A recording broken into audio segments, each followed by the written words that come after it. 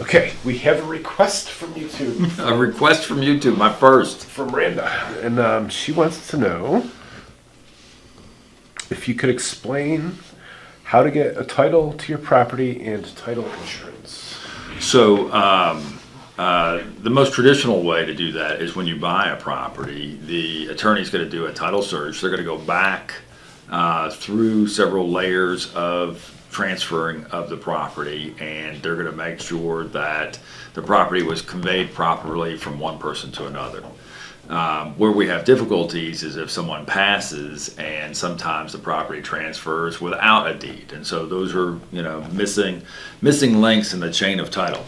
I recently had an issue with a client where their family had owned the property for over 200 years in Chatham County, over 200 years. And I'm like, man, that's great. That's good title. And unfortunately, when we got to the closing table, the attorney said, chain in a title is many links. You have one link. That's not good.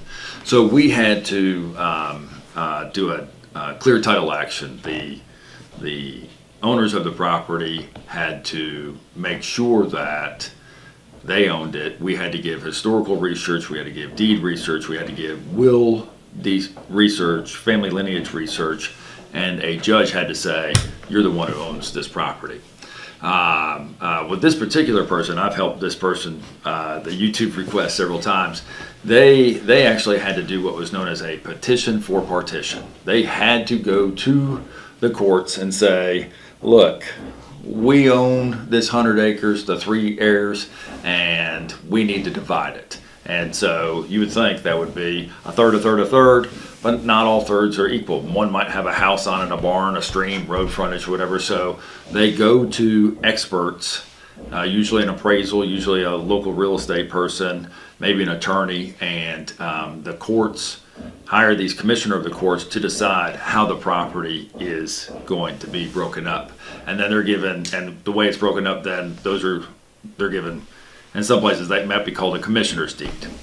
Then we have a special warranty deed, and then we have a general warranty deed. Well, the best deed is the general warranty deed. That's somebody said, I certify it, clearly these people own it, and now they're conveying it to you. General warranty deed. A special warranty deed says, hey, we think we own it and we're giving it to you, but we haven't done all the research. And that normally happens if someone gets the property via a foreclosure. So the bank, if you buy a foreclosure property or an REO property from a bank, you're going to get a special warranty deed. And then the other type of deed, since our YouTube caller asked, we have a quitclaim deed.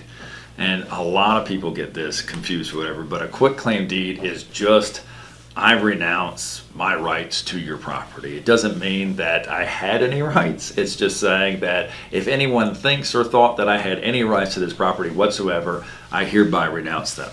This is important if someone had a divorce and it wasn't clearly decided of who got the property. The attorney might request that ex-spouse do a quitclaim deed.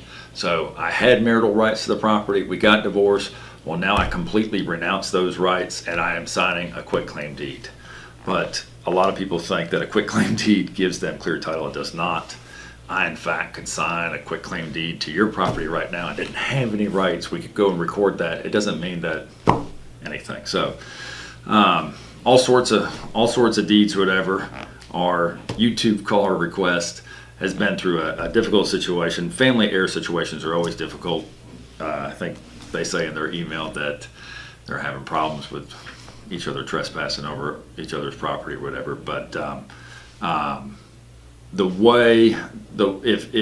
if they want to get good title insurance, they can have an attorney do a title search, and if the title insurance company feels as though everything's good with it, they'll insure over it, and that way you have good title insurance.